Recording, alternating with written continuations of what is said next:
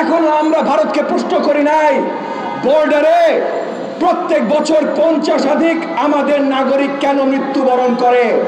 মৃত্যুবরণ তো করে না ভাই, তাদেরকে খুন করা হয়। অনেক বড়ভাবে পদক্ষেপ নিতে হবে বাংলাদেশের অন্তর্বর্তীকালীন সরকারে। ওনারা চেষ্টা করছেন না সেটা আমি বলছি না। আপনারা খেয়াল করবেন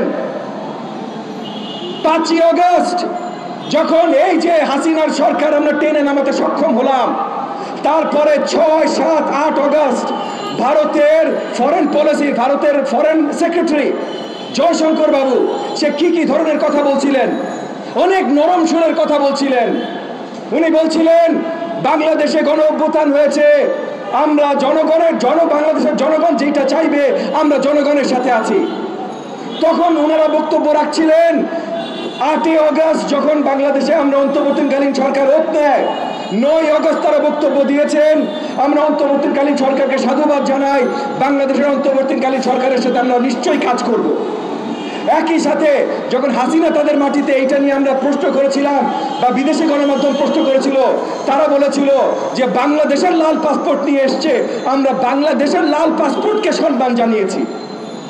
কথা সুরটা বুঝতে পেরেছেন যে বাংলাদেশের সাথে তারা সম্পর্ক ভালো রাখতে চায়। 3-4 দিন আগে এই বক্তব্যের সুর পাল্টে গেছে। কেন পাল্টে গেছে, কিভাবে পাল্টে গেছে? 3-4 দিন আগে তারা কথা বলা শুরু করেছে, বিজেপির বড় বড় নেতারা কথা বলা শুরু করেছে বাংলাদেশের জনগণকে নাকি উল্টে ঝুলাবে। এই ধরনের আরো নোংরা কথা যেগুলো আমরা মুখে আনতে পারি না, এই ধরনের নোংরা কথা তাদের সরকারি দলের বড় বড় নেতারা উচ্চারণ করছেন। তাহলে এই যে ভাষাটা পাল্টে গেছে, কেন পাল্টে গেছে? পাল্টে গেছে কারণ 1.5 মাস 2 মাস হয়ে গেছে আমাদের সরকার আমাদের এই যে দেশের মাটিতে আওয়ামী দোসরদের সরাতে সক্ষম হয় নাই। আমাদের সরকার স্টেবিলিটি এখনো সঠিকভাবে আনতে সক্ষম হয় নাই। এখনো আমরা ভারতকে প্রশ্ন করি নাই বর্ডারে প্রত্যেক বছর 50 আমাদের নাগরিক কেন মৃত্যুবরণ করে? মৃত্যুবরণ তো করে না ভাই, তাদেরকে খুন করা হয়। খুন কারা করে? আমরা ফেলানির হত্যাকাণ্ড দেখি নাই, আমরা একটার পর একটা হত্যাকাণ্ড দেখি নাই। বর্ডারে বিএসএফ আমাদের নাগরিকদের খুন করে। এবং এর আগে যখন ভারত হাসিনা সম্পর্ক ছিল তখন হাসিনার লোকাল দোসররা বলতো আরে গরু স্মাগলিং করতে যায় মারা গেছে। গরু স্মাগলিং করতে যায় যদি মারা যায় থাকে, যদি আমার দেশের নাগরিক মরে তাহলে আমার দেশের মন্ত্রীর দায়িত্ব তার জানের নিরাপত্তা দেয়া, সে কেন মারা গেছে এইটা চিন্তা করা না। তো আজকে আমাদের অন্তর্বর্তীকালীন সরকারও এই আলোচনাগুলো আসতে হবে। আমি আপনাদের কাছে আবেদন জানাই, মাছ কি রপ্তানি করেছে এইটা নিয়ে আমরা বড় আওয়াজ না তুলি। দিলাম ভাই একবার মাছ, যদি সেইটাতে আমাদের অন্য আরো 10টা জিনিস আমরা পাই তাইলে দিলাম ভাই মাছ, কিন্তু অন্য 10টা জিনিস কি পাচ্ছি এই আলোচনাগুলো আবার পরিষ্কার আসতে হবে।